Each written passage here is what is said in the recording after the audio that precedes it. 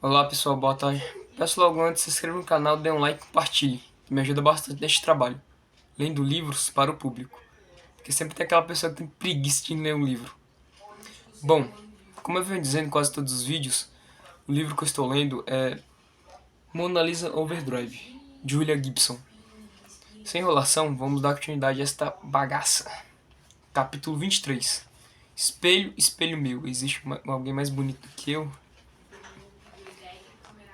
Brincadeira, o título é só Espelho, espelho meu. Ela despertou como se alguém tivesse acionado um interruptor. Não abriu os olhos. Ela podia ouvi-los falar numa outra sala. Doía em muitos lugares, mas nada muito pior do que o whis. A ressaca já tinha passado, ou talvez reduzida pelo que tivessem lhe dado naquela spray. Um avental de papel áspero sobre seus mamilos. Pareciam grandes e macios, e os seios lhe pareciam cheios. Pequenos fios de dor beliscando seu rosto. Dores gêmeas nas órbitas dos olhos. Sensação de irritação na boca e o gosto de sangue. Eu não estou querendo lhe dar lições sobre como conduzir suas coisas, dizia Gerald. A voz sobre a água corrente e ruídos metálicos, como se estivesse levando panelas ou algo assim. Mas você está se fazendo de tolo se pensa que ela vai enganar alguém que não queira ser enganado. É, realmente um trabalho muito superficial. Prio disse alguma coisa que ela não conseguiu distinguir. Eu disse superficial, não vulgar. É um trabalho de qualidade. Do início ao fim. 24 horas em um estimulador dérmico e você não saberá que ela esteve aqui. Mantenha a garota sobre antibióticos e longe das drogas. O sistema imunológico dela não é grande coisa. Então, Prior falou novamente, mas ela ainda não conseguia entender. Abriu os olhos, mas havia apenas o teto, quadrados brancos de revestimento acústico. Virou sua cabeça para a esquerda, a parede de plástico branco como a daquelas janelas falsas. Animação em alta resolução de uma praia com palmeiras e ondas, observando a água por tempo suficiente. Você veria as mesmas ondas se quebrando, em loop, para sempre, exceto que a coisa estava quebrada e desgastada. Havia um tipo de hesitação nas ondas, e o vermelho do pôr do sol piscava como um tubo fluorescente estragado. Tentar o lado direito. Virou-se novamente, sentindo a cobertura de papel suada sobre a espuma dura do travesseiro contra seu pescoço. E o rosto com os olhos machucados, olhando para ela da cama. O nariz coberto com plástico claro e fita micropore. Algum tipo de geleia marrom sobre suas bochechas. Angie era o rosto de Angie, emoldurado pelo pôr do sol, refletido, piscando na janela defeituosa. Nova intervenção óssea, disse Gerald, afrouxando cuidadosamente a fita que segurava o pequeno plástico protetor sobre o nariz dela. É a beleza disso tudo. Aplanamos um pouco a cartilagem do nariz, trabalhando através das narinas. Depois passamos para os dentes. Sorria, linda. Nós aumentamos seus seios. Construímos os mamilos com tecido erétil cultivado em laboratório. Depois fizemos a coloração dos olhos. Removeu a proteção. Não toque nisto durante as próximas 24 horas. Foi por isso que fiquei machucada? Não. Isto é um trauma, secundário do trabalho com a cartilagem. Senti os dedos de Gerald frios sobre seu rosto, precisos. Até amanhã. Já terá sumido. Gerald era legal. Deu-lhe 3 dermas, 2 azuis e um rosa, macios e confortáveis. Prio, definitivamente, não era legal, mas ele tinha saído ou, pelo menos, não estava à vista. E era simplesmente Bom ouvir Gerald explicar coisas com sua voz calma, em vez de ver aquilo que ele podia fazer.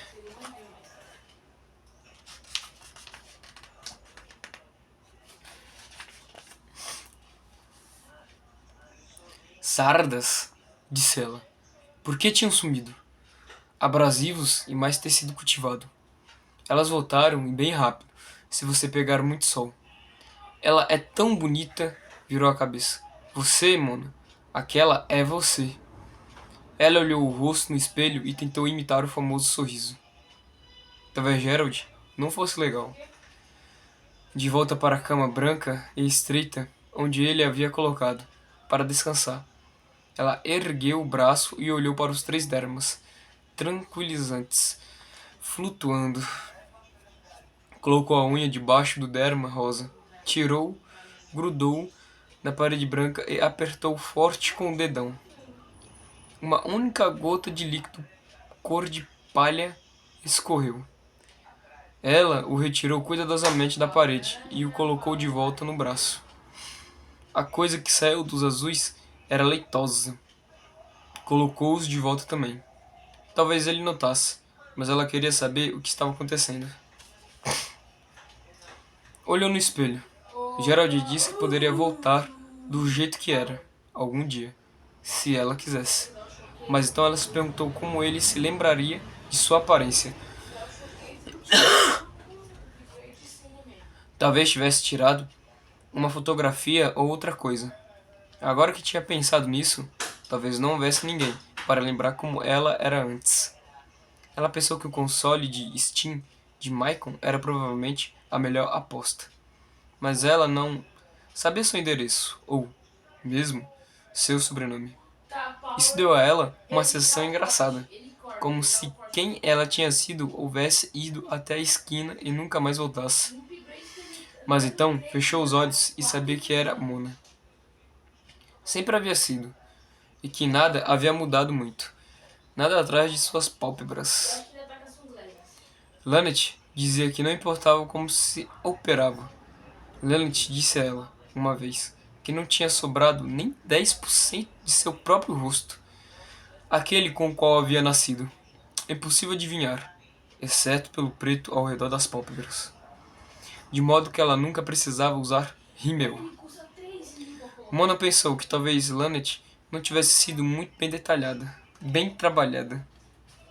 E isso deve ter cruzado os olhos de Mona alguma vez, porque Lanet disse: "Você deveria ter me visto antes, querida."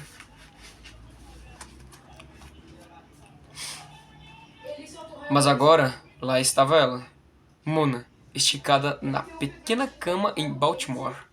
E tudo que ela conhecia de Baltimore era o som de uma sirene em algum lugar da rua e o barulho do compressor do ar condicionado de Gerald. E, de algum modo, isso se transformou em sono. Ela não soube por quanto tempo. Então Prior estava lá, com a mão no braço dela, perguntando se estava com fome. Ela observou Prior fazendo a barba. Ele estava usando uma pia cirúrgica de inox, aparando a barba com um par de tesouras cromadas. Então pegou um barbeador plástico descartável numa caixa de Gerald. Era estranho assistir a seu rosto revelar-se. Não era o rosto que esperava, era mais jovem, mas a boca era a mesma. Vamos ficar aqui muito tempo, Prior? Ele tirou a camisa para barbear-se. Tinha tatuagens de um lado ao outro dos ombros. Descendo pela parte superior dos braços, dragões com cabeças de leão. Não se preocupe com isso, disse ele. Está chato. Nós vamos conseguir mais instintos para você. Ele estava rapando debaixo do queixo. Como é Baltimore? Um saco. Como tudo. Então como é a Inglaterra? Um saco. Ele limpou o rosto com papel absorvente azul. Talvez nós pudéssemos sair, comer caranguejos. Gerald diz que tem caranguejos por aqui. Tem sim, respondeu ele. Vou trazer alguns. Que tal me levar para sair? Ele jogou o papel dentro de uma lata de lixo de metal. Não, você pode tentar fugir. Ela escorregou a mão entre a cama e a parede e encontrou o pedaço de espuma rasgada onde havia escondido a arma de choque. Tinha visto suas roupas numa sacola de plástico branco. Gerald entrava a cada 2 horas com novos dermas, que ela retirava tão logo.